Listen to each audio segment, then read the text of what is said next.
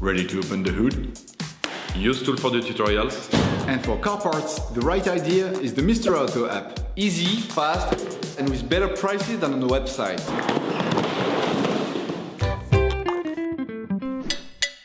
For this operation, get hold of the air filter that you will find in the video description. Turn your engine off, pull up the handbrake, pull on the bonnet release lever and open the bonnet.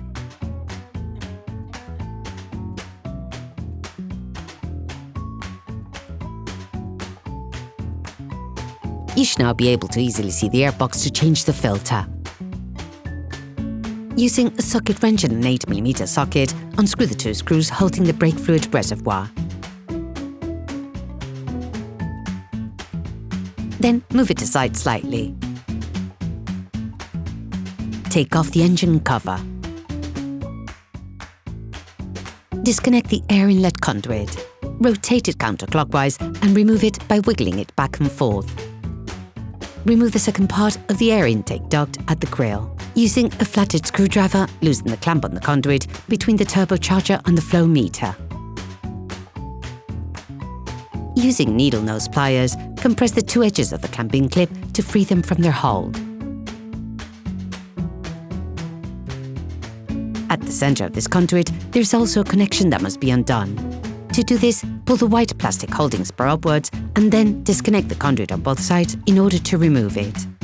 You can use a screwdriver to help you. Unplug the connector on the airflow meter.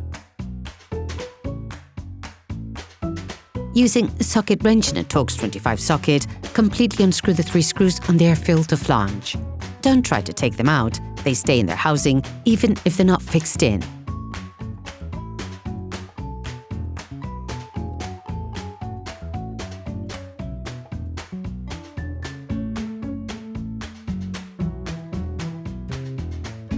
Then remove the cover.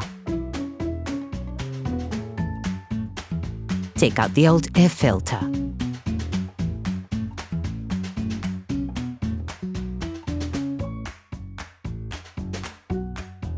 Before putting in the new one, it is important to clean off the remaining impurities from inside the filter compartment.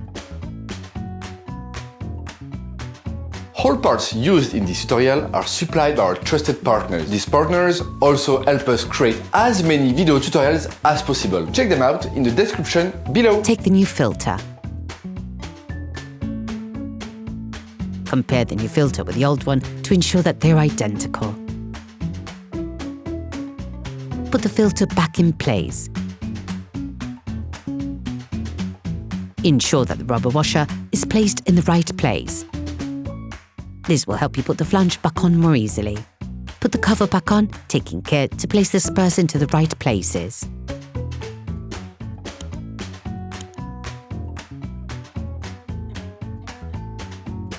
Tighten up the 3 screws. Plug the connector back on the airflow meter. Put the turbo air supply conduit in place. Reclip the part which goes into the cylinder head cover. Put the air conduit and its clamping clip back in place. Then screw the clamp back on.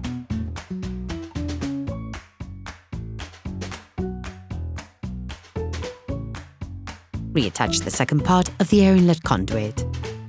Reconnect it to the lower part. Reinstall the engine cover. Screw the brake fluid reservoir back in. Operation completed. Hi, it's Theo from Usetool. I hope this video has helped you a lot in your car maintenance. We will be super grateful if you could spread the word so that we can produce even more tutorials. Simply give us a like, a comment, and hit that subscribe button. It really helps us boost the channel and help the whole community. Thanks a lot and have a great one.